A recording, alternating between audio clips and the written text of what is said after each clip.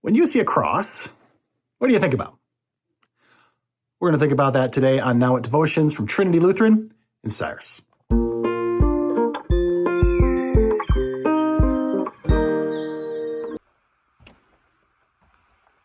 So this Sunday is Christ the King Sunday, which is the last Sunday of the church year.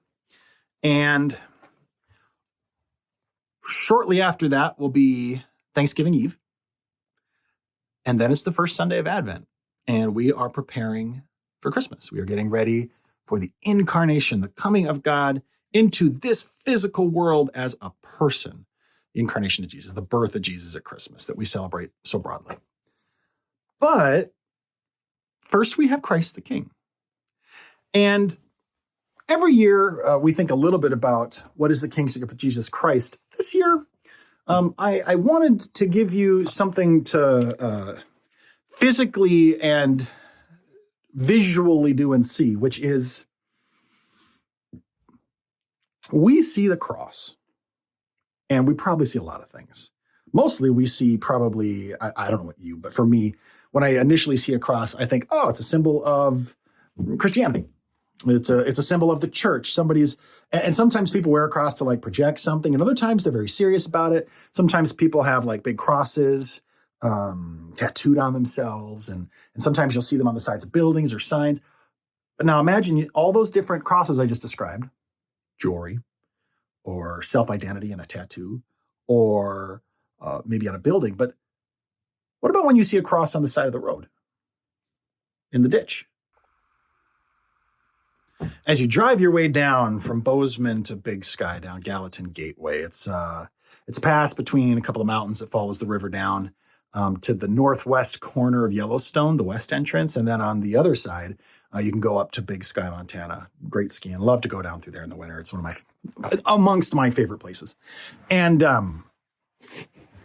that highway is regularly driven by tons and tons of folks from Bozeman who go to the Four Corners and then head south to work at various places. That highway next to a river that rarely freezes over gets very misty in the winter. And before the sun comes up, you have shade on the road and sun on other parts, which means you have a mix of icy frost. It is one of the more dangerous roads in the nation. And the last time I drove that road was maybe 4 or 5 years ago. And in Montana, there is the Department of Transportation, when someone dies in a car accident, puts up a white cross on the side of the road on a sign. I counted 93 crosses on the way down in the 30 miles from Bozeman to Gallatin last time I drove through. See something different when you see that cross. You see them around here sometimes. Now I want to offer you another image because it is Christ the King Sunday. And when we read the text, we're in the book of Luke. It's chapter 24, verse 33. And Jesus is walking with two thieves and a man is carrying his cross for him. Then he carries his cross as well. Depending on the different Gospels. So Jesus is hiking his way under Sword Point with some criminals to a hill. And on the hill are some crosses. And when he gets there, he walks up, they lay them on the ground, and he's crucified. And there's a sign, and it says, "Here is the King of the Jews." And they lift him up. And that sign is accurate. That is our King. That is Jesus Christ accomplishing for us what we cannot accomplish for ourselves. That is Jesus taking on what we will talk about more in preaching this week. That cross is a crucifix. Now, the Roman Catholic Church still uses a crucifix, and I have a hard time looking at them. They cause me pain. This week is the week to look. This week is the week to look hard. Who is on that cross? Why? For you. Why? How is that kingship? What is that humility? And what does it accomplish? And all of that in the context,